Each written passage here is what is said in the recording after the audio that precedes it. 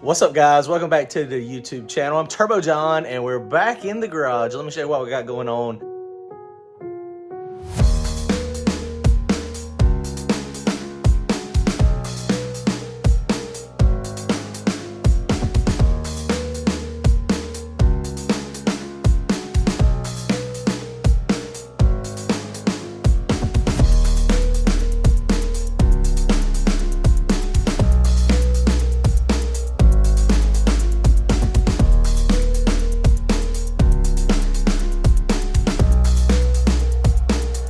Awesome weekend of racing. We were at Shadyside Dragway, King of the South.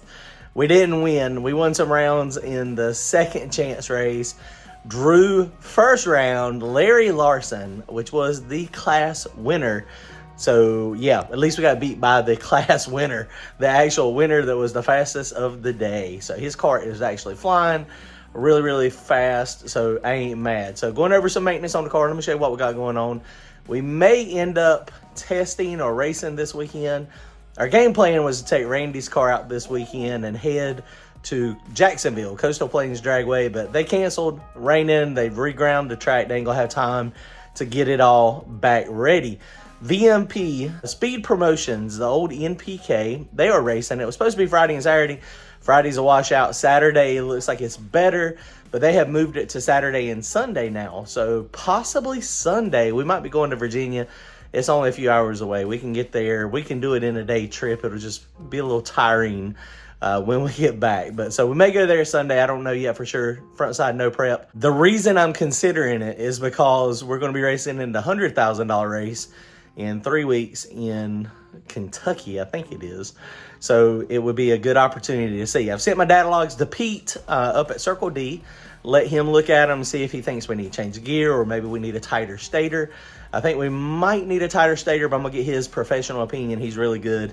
He's really knowledgeable. Let me show you what we got going on right now and kind of what we saw, what kind of maintenance we got going on this week. All right, guys, comment, like, and subscribe. Appreciate it. Can't thank all the guys that helped me out this weekend. It was amazing. We had a good time. Here's that input shaft that we broke. I don't know what we're going to do with that thing. I guess we can use it. I should just let Anton take it so he can show people. They don't normally break, but they can break when you have severe tire shake. Anton's our transmission guy, lightning quick glides. He's out of North Carolina over in the Asheville area. That's what I was just looking. I didn't even know what that was. BT. This is a BTE shaft. So that's pretty good. And there's a bunch of solid ones. And you can tell it is solid. It broke and it is solid. But that is from tire shake. There's probably a couple other shafts out there that have a little bit better material. But tire shake kills them too. So we might try one of those at some point. Notice we got this Smurfle. We switched to Lucas. Like I was saying, that stuff is super slippery. It's super slippery. So that's pretty good. Schaefer's is also, and so was Brad Penn. But this is the Lucas. It's dark blue normally. When you get some condensation and stuff in it, then it turns the lighter blue. So we got that. Oil in there. So that's just one race.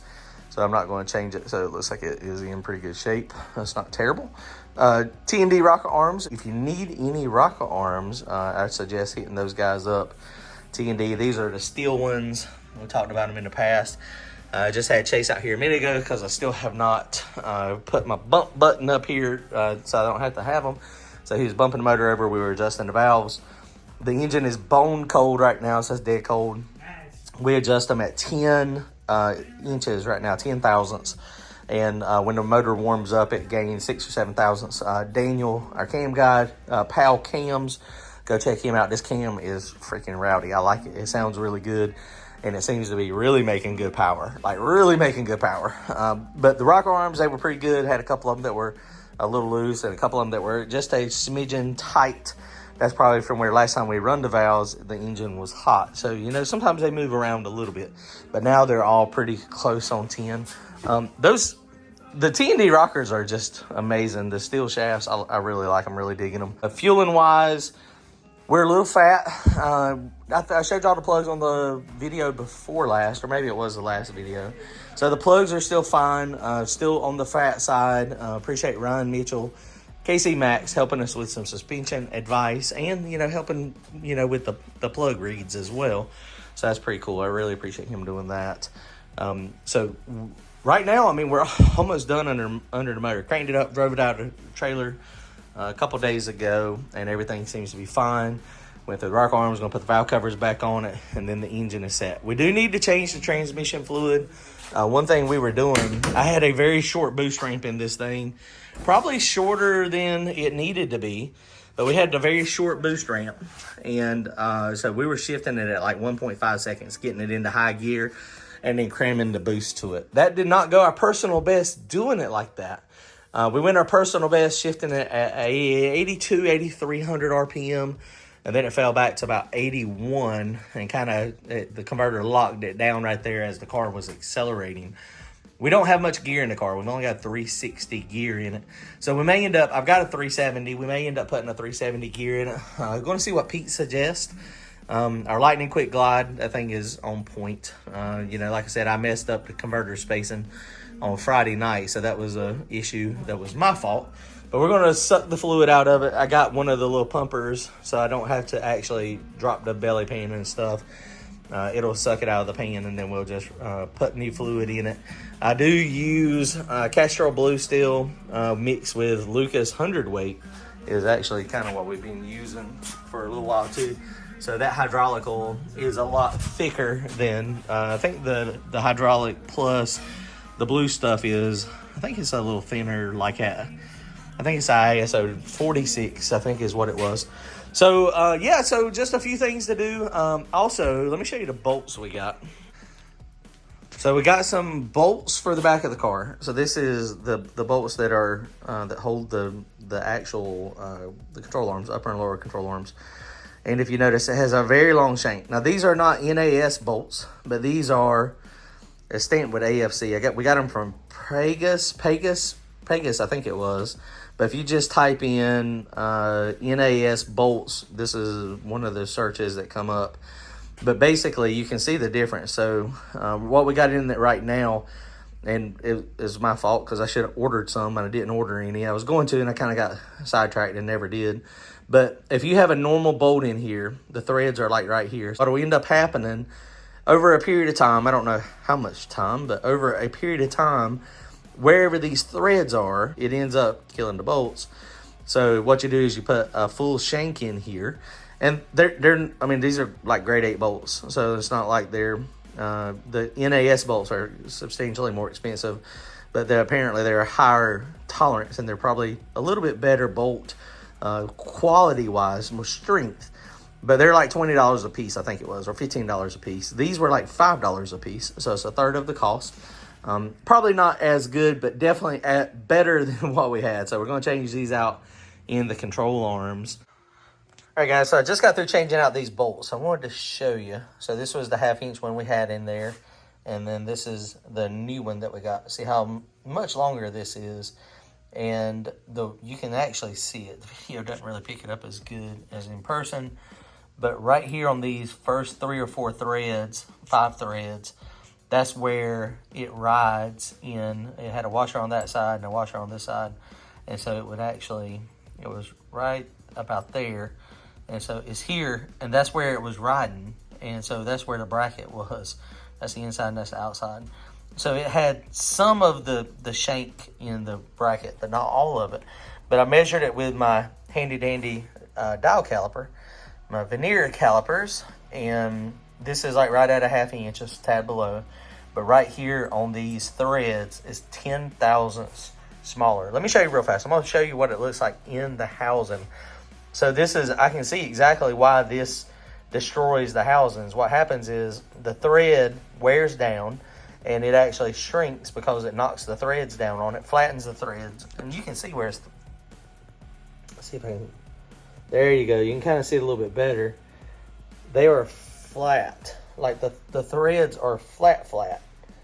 Oh yeah, that's perfect. You can see it. So as it flattens those threads, then what happens is it starts wearing in the housing. Let me show you what this looks like in the housing. It's crazy. Hold on. All right, so let's move down here to the bottom holes here. and I'm gonna thread these through. And I mean, I've seen people talk about these for a long time. Had never really thought it was that big a deal. But you can see how threads come through, and then on the back side there, now that comes all the way through. So you have to space it. So you put a couple washers here. Probably it tightened up real good, so not a big deal. It definitely is snug, like it should be. But you know, probably 3 washers. I got 2 of them on it, and that spaces it out enough on this bolt to make it where it works. But I want you to see, this is what I wanted to show you real fast. So it's going to have a little bit of play. Is it a little bit? Look at the difference in the play here. Tight. I mean, that 10 thousandths here, up here in this, out here it magnifies it. So every time the car, you let go of the trans brake button, I know you got these tight, but that is moving. So that is inconsistency. And that's going to move a little bit too, but man, the difference, I don't even know if y'all can.